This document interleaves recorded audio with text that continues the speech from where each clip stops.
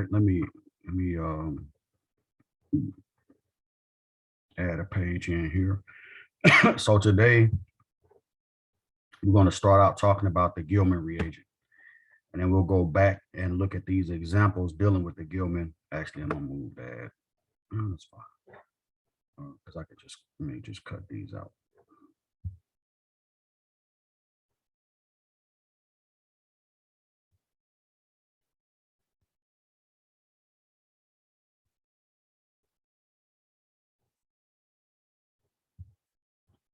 Seven.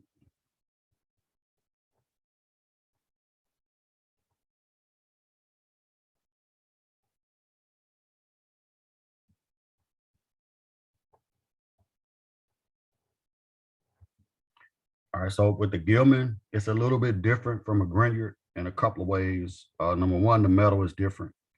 So the metal for a Gilman reagent is copper.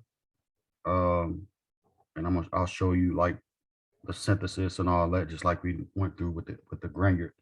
But the metal is copper, and also with the Gilman, you have on that copper more than one group, like so more than one attachment. But only one is going to get transferred in a coupling. So let's look at that. So let's take the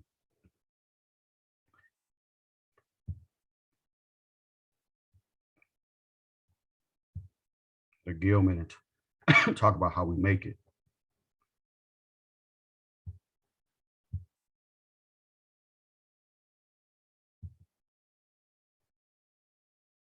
All right, so with the Gilman, you actually have to start from an organometallic. You need an alkyl lithium, right? So in order to make the Gilman, first thing you need to do is prepare, and I'm putting alkyl here in quotes because it could be alkyl, aryl, or vinyl. I'm gonna show you that too. And the same functional groups that you can make vinyl or alkyl lithiums from, you can make Grignards from as well. So let me show you that. So you need to prepare an alkyl lithium species, right? So you want to take, let's say you want to take an aryl iodide.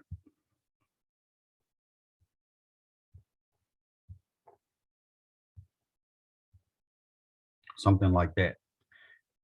You could take that, and just like with the Grignard, you could stir it with lithium metal, low temperature, minus 70, let's say minus 78 degrees Celsius, and in ether,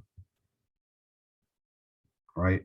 And you need actually 2 moles of lithium. Let me make that clear, right? The stoichiometry is always 2 to 1 for the metal, and the so 2 equivalents of that, 1 equivalent of this, and then what you end up with is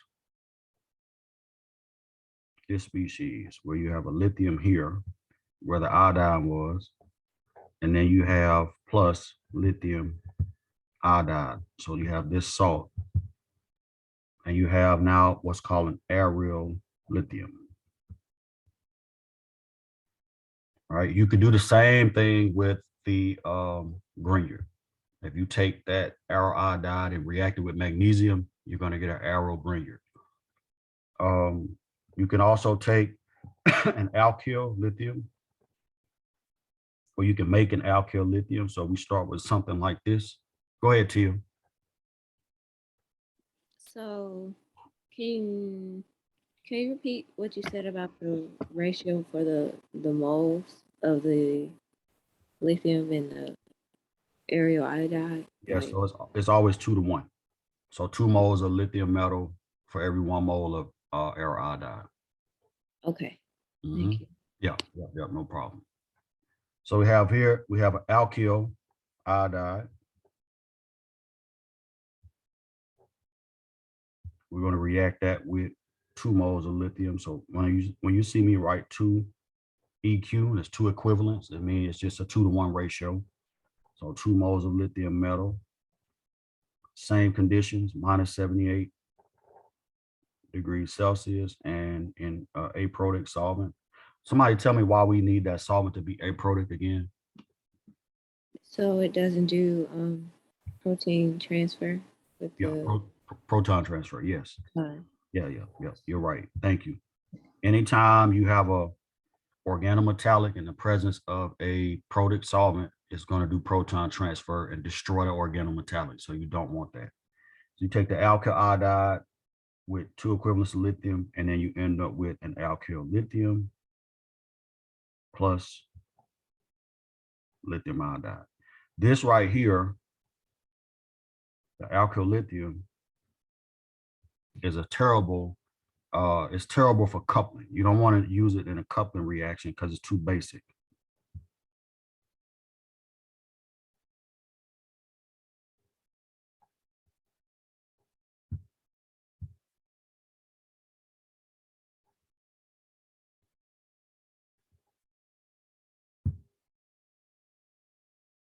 It's too basic. When I say basic now, I don't mean simple. I mean basic as it relates to acids and bases. So it would much rather do proton transfer than to do a coupling reaction. So that's why we're only talking about Gilman and Grignards, even though this is a excuse me, a type of organometallic. We don't really use it for anything except either as a base or to prepare the Gilman reagent. All right, so that's alkyl iodides, aryl iodides, or you can also use a vinyl iodide. So we put take a double bond and have an iodine here in the vinylic position.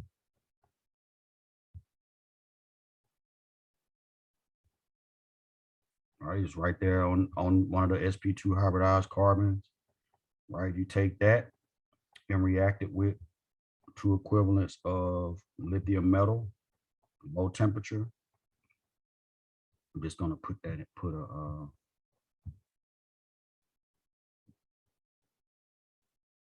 right, you're gonna get out what's called a vinyl lithium. So lithium now is gonna be here plus lithium iodide salt.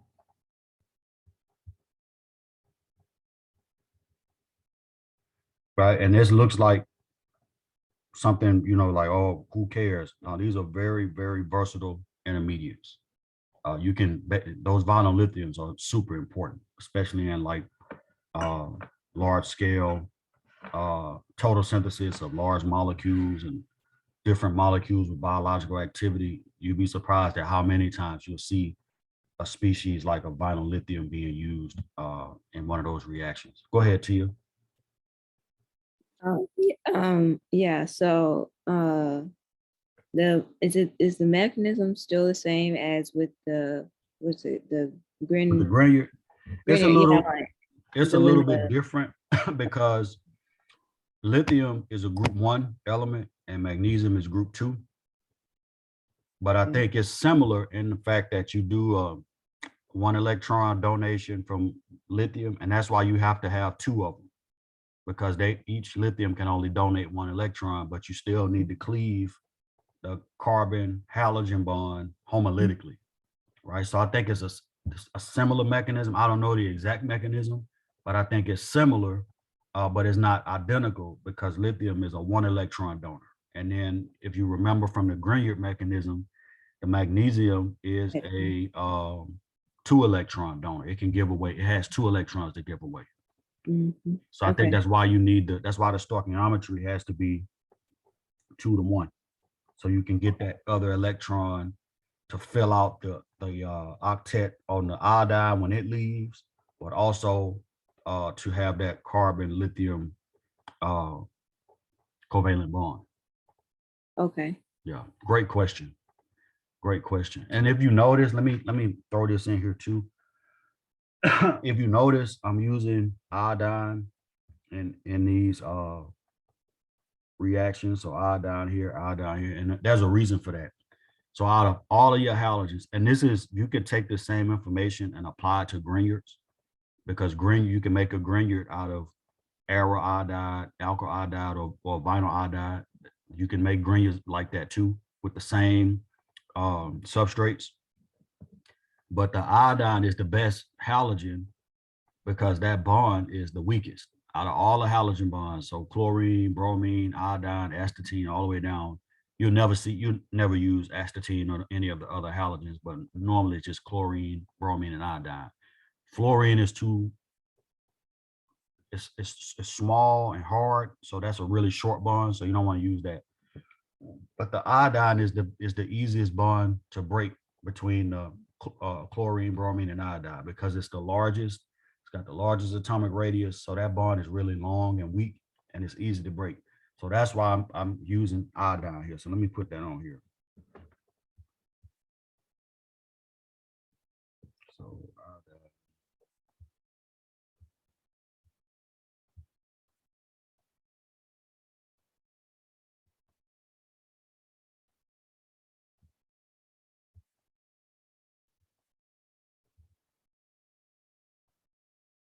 All right, so it's a weak bond. It's easy to break.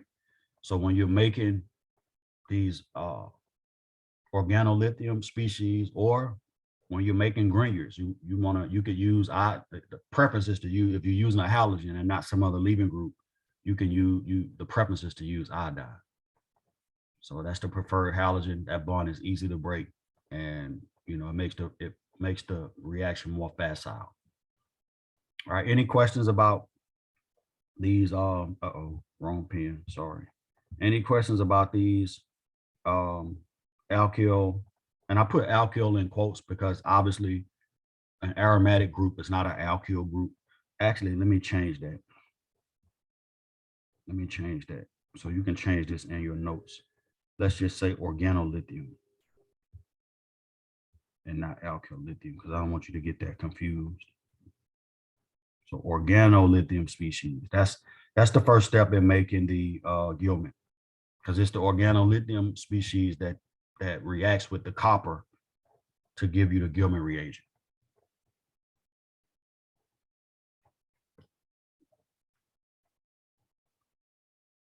All right. Any questions about anything?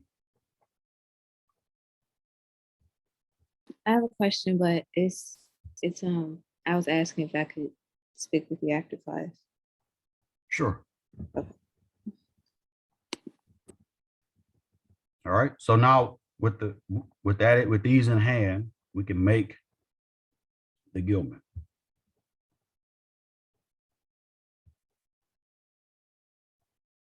So we'll react that organolithium with copper iodide. Right. That is my precursor. That's my starting material for a Gilman reagent. Right. So I'm going to take 2 equivalents of my, let's say, I'll just put all of them down.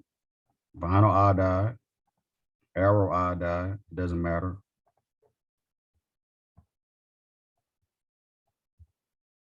Or alkyl iodide, or I'm sorry, not iodide, lithium, my bad.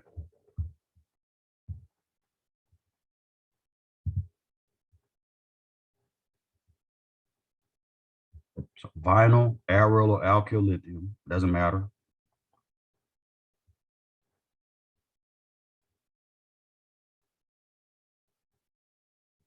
Two equivalents. So this is a 2-to-1 ratio of either one of these. And if I react it with copper iodide,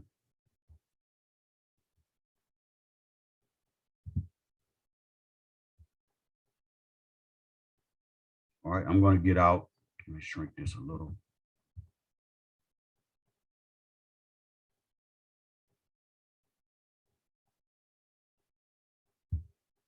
All right, when I react that with copper iodide, I'm going to get a Gilman.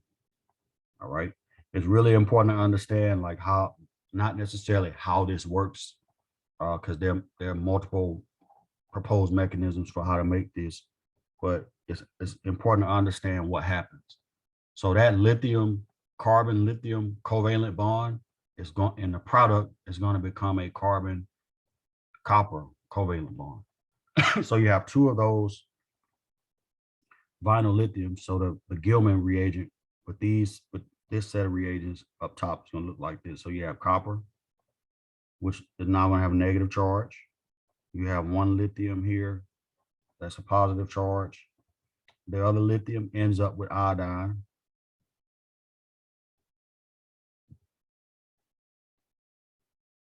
All right. And then each one of those vinyl groups is now attached to copper. Right. This is the carbon right here. Let me highlight it in a different color. This is the carbon where the carbon metal bond is in the start material. And so it's going to be that same carbon that's attached to the copper in the product. All right. Notice there are two pieces because you started with two equivalents or 2 moles of the vinyl lithium plus copper iodide. Can you repeat that one more time? Which part? The part about the two mole. You said just something. Just what you just said about the 2 moles. Yeah, so you have two moles of vinyl lithium. Do you agree? The number Yeah. 2 in front of that is the stoichiometric coefficient. So there's 1 mole of that, 2 moles of this. So in the product, both of these pieces right here are going to be attached to copper. You can see that over here. Okay. So you got one vinyl group here and the other vinyl group here. Okay. All right. And then the copper again, it has ends up with a lone pair and it's negative. And the lithium, one of the lithiums from that vinyl lithium ends up making a salt with that copper, and the other one ends up making a salt with the iodine that's on copper. Okay. Mm-hmm. And what you'll notice is that this reaction is the same no matter what your vinyl lithium is. You're gonna get, it's always a 2-to-1 ratio of the vinyl lithium to copper. So with the aero lithium, you're gonna end up with a Gilman reagent or cuprate. That's the other name for it that looks like this. So got negative charge here, lithium here, and then 2 aromatic groups attached.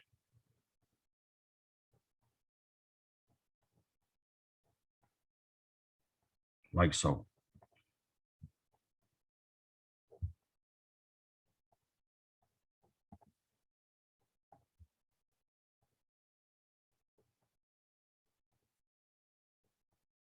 All right. Any questions about anything? Yeah. So the negative charge on the copper comes from where? So with the negative charge on the copper is obviously due to like an extra pair of electrons. The mechanism for this is kind of murky, but I believe that once you add in the vinyl groups to copper, that's where the electrons are coming from. So Okay. I'll find the mechanism for this and I'll share it. Like I'll post it to Blackboard. But I think that's where the electrons are coming from. But that's that copper species is a known species, so it's known to have that pair of electrons.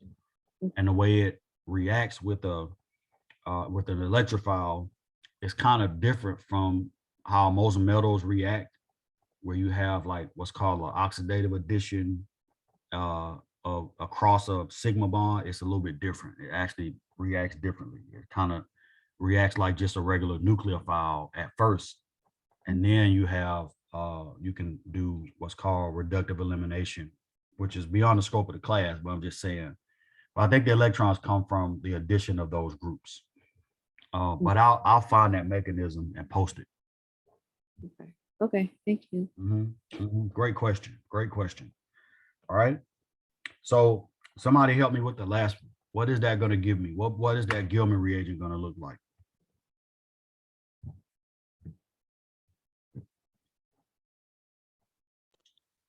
You're gonna have 2 products because it's 2 moles, and it's gonna be attached to the carbon. No, the copper. My bad, the copper. So like this. Let me see. It's 4 carbon. 1, 2, 3, 4, like that. Yeah. And then the copper is negative, lithium is positive, plus lithium iodide. All right, good. All right. So when we make these, obviously, this is chemistry. So you're not just making it just for the sake of making it.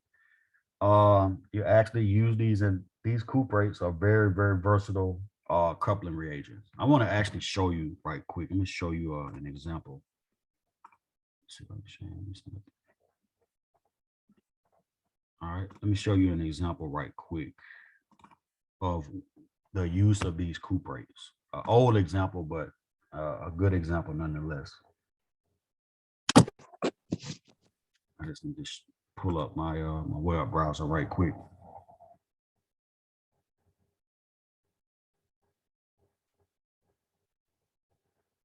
Come on, computer.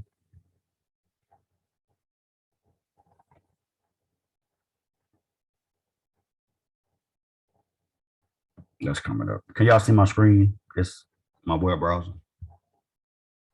Yes. All right, cool. So let me show you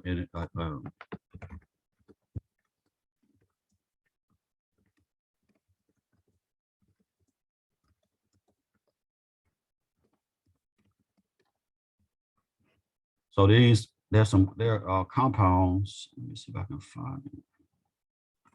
Called prostaglandins. These are let me find it right quick. Let's see it here. Right, so these prostaglandins, can y'all see that? Let me just go to the site right quick.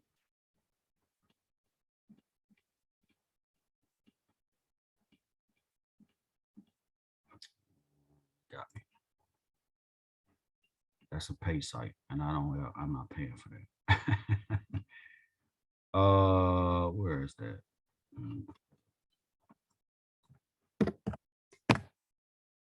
Let me just pull up the prostaglandin itself here. Right, so this is an example of let's see, free site. Great.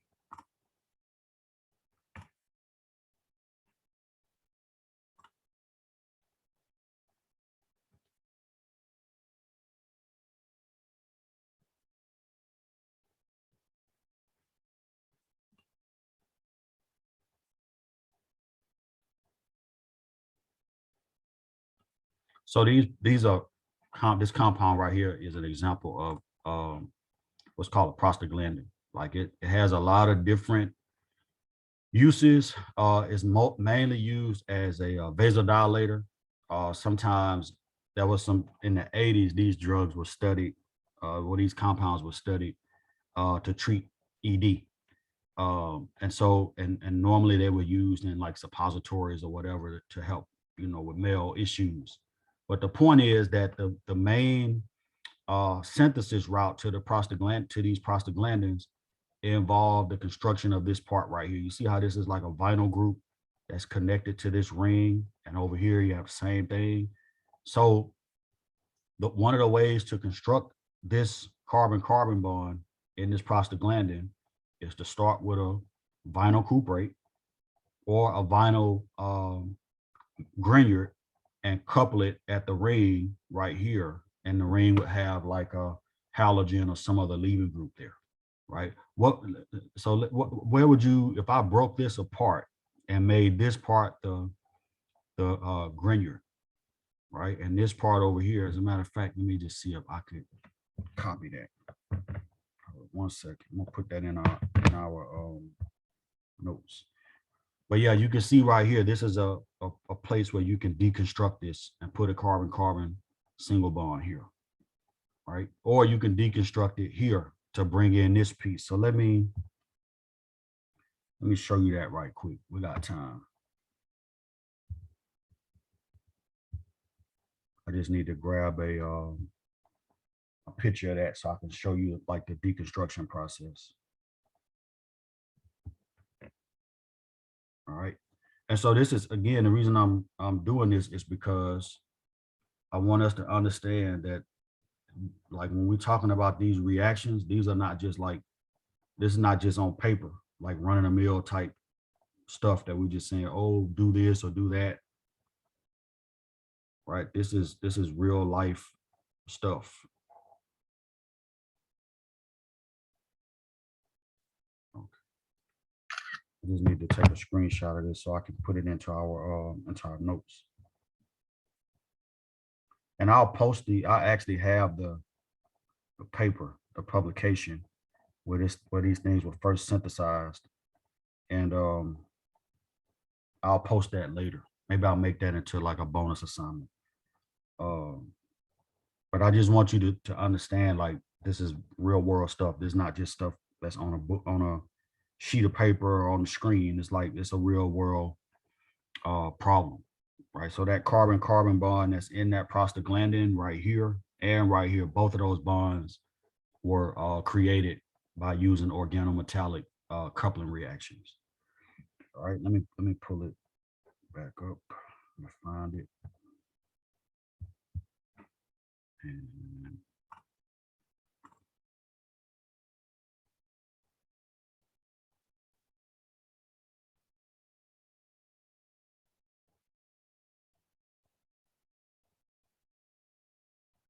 it's coming up.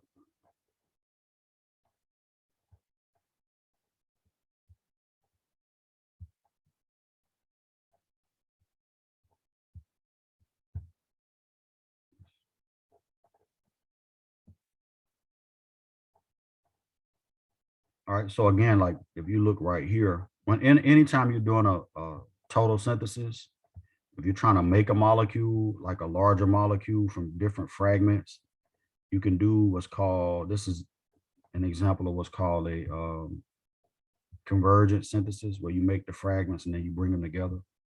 So you can consider, like right here, breaking this bond. I'm just gonna white it out. And breaking this bond. Right, so both of these fragments had to be introduced some kind of way. Right, so if I introduced, and the normal starting material, let me just show you that. All right, so the normal start material, let's say we had this, let's leave this one intact. So that one's already set. But here, what we would start with is something like this. So this ring right here, with a double bond here. The OH is still back here. And I'm just gonna put an R group right there. So we'll take that plus this vinyl. Let's say we start out with a vinyl cuprate. Right, so we're gonna put this here. And we have the same thing on the other side.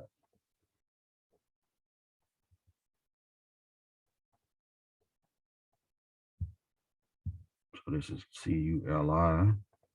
And then this right here.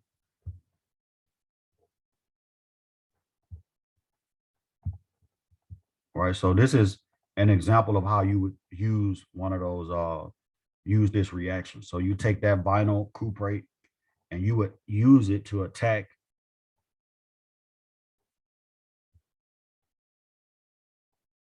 right here. So it's going to attack this carbon and do what's called we haven't talked about this before, but it's called a 1,4 addition. Right. But again, this is one of the uses. And then through that reaction, you would form this bond right here. And this reaction is not done with any catalyst or anything like that. It just takes advantage of the fact, again, remember from way back when we talked about this, these pre-existing stereo centers, you see how they're going back? So when that cuprate comes in, it's got to attack from the opposite side. So it's got to attack from the front side right here. See how that's on a wedge and the other two groups are going back? That's the only thing that controls that stereochemistry. But again, I want you to understand that this is real stuff, right? It's not just in the book and it's not just on paper. People use these reactions every single day for one purpose or another. I heard a mic go unmuted. Go ahead.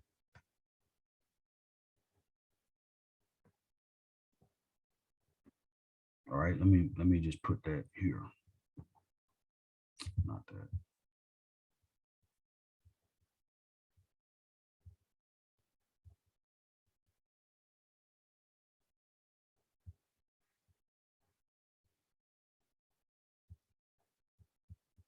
right? So it's used in prostaglandin synthesis, a lot of other reactions too, but prostaglandin synthesis is really one of those places where cuprates were heavily used. All right. Any questions about the Gilman reagent, how to make it, or how to? We haven't talked about how to use it yet, except here, but we got some other examples we're going to look at too. So just pull this down. I'm gonna add a page here.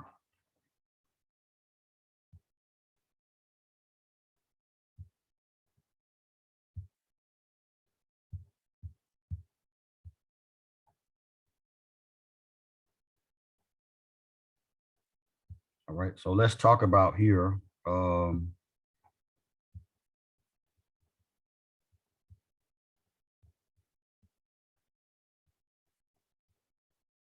application of the Gilman to a coupling reagent or coupling reaction. So we'll skip over this reaction right here because that's not a coupling. We'll come back to that. But that top reaction, if you notice, there's a subscript 2 here, right? Well, all that means is that with that, for that Gilman, that copper has 2 of those groups attached to it. Right. So we could also write that out like this. So it would be, how many carbons is that? 3 carbons.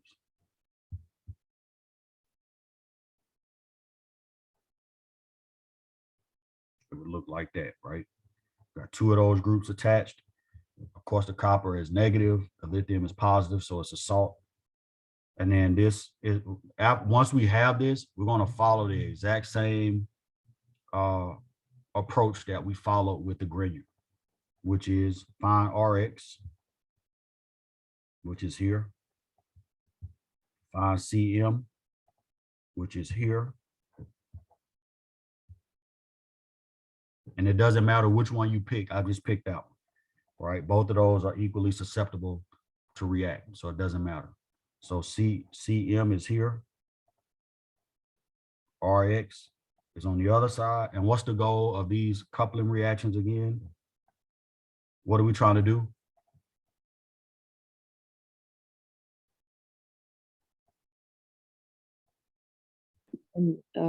New carbon-carbon bond. Yes, we're trying to make a carbon-carbon bond.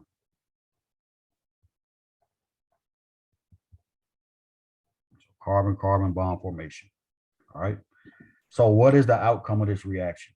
All right. There's a one caveat to using the Gilman. If you notice in that reaction, the stoichiometry is 1 to 1. All right. That's really important. So the caveat is that from the Gilman, even though you have 2 groups attached, only one group is going to couple. All right. So that's a really important facet to this reaction.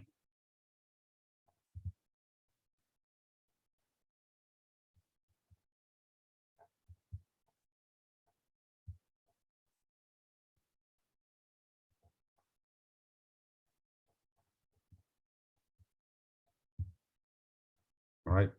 So you'll couple one group and then one group will get left behind on carbon. That's actually one of the drawbacks to using the Gilman too, because you end up like if you have something like this prostaglandin unit, you can see how complex those pieces are that are attached to copper, but you end up throwing one in the trash because once you couple once, you can't do anything else with that.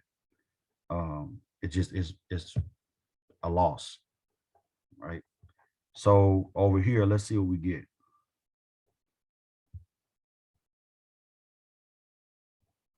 Let's shrink this down a little bit. Let's see what we get over here. All right, what's the goal again? We're trying to make a carbon-carbon bond between C and R. So this is, let me write this back out. This is going to stay, nothing changes in the ring, nothing gets affected. It's only that carbon iodine bond. So this is where the coupling is going to take place, right here at this carbon. Now, what am I attaching to that from the cuprate?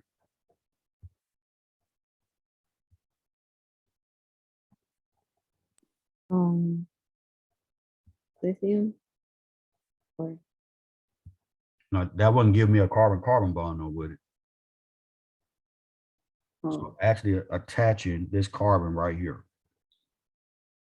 Because this is my that's my carbon metal bond. The carbon that's here in the chain is covalently bonded to the copper. So on this side, I'm going to attach that carbon, and let me just change the color of the bond.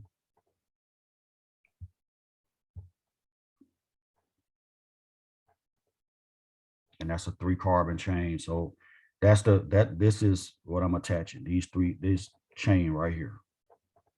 But I'm attaching it through this carbon because that's the one that's bonded to the metal. So over here, that same chain that was on copper is now bonded to the carbon where iodine was. I have a question. Go ahead. I'm a little lost. So which which dot represents what? So the red, I'm sorry, you can't see my cursor. The red dot right here, that's this carbon that's attached to, let me erase these other dots. That's the carbon that's attached to the metal. The red dot. Mhm. Okay. Hold up. Oh, my screen is frozen. Son of a biscuit. Let me try to reshare.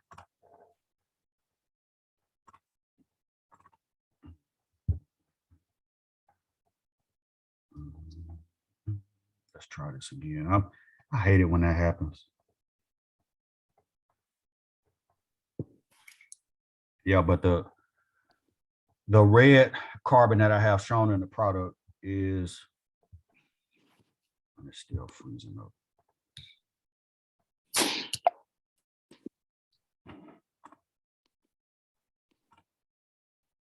All right. So the red dot I have shown here, attached to copper, that's the same carbon. Come on, computer.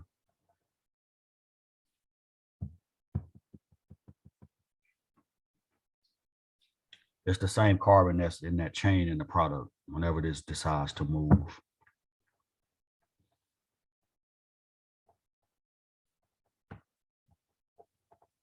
I knew that was going to happen.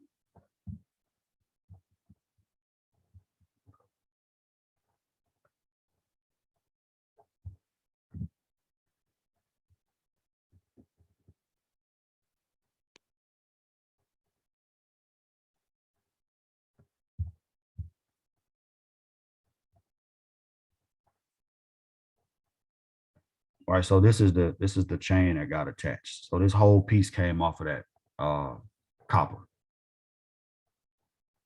Right? It's no different than taking magnesium and whatever you have attached to that. Let's say if I have a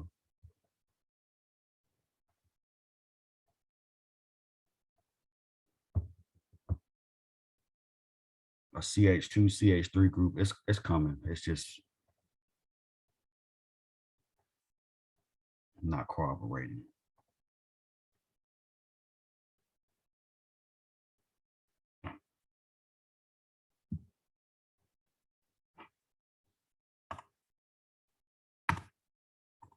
Yeah.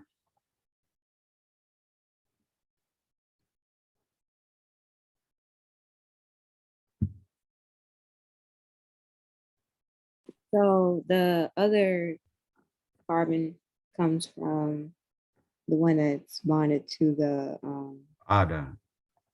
iodine. Mhm. It's because remember, we're doing a coupling reaction. So we're taking the carbon where the leaving group is, and we're bonding it to the carbon that's bonded to the metal.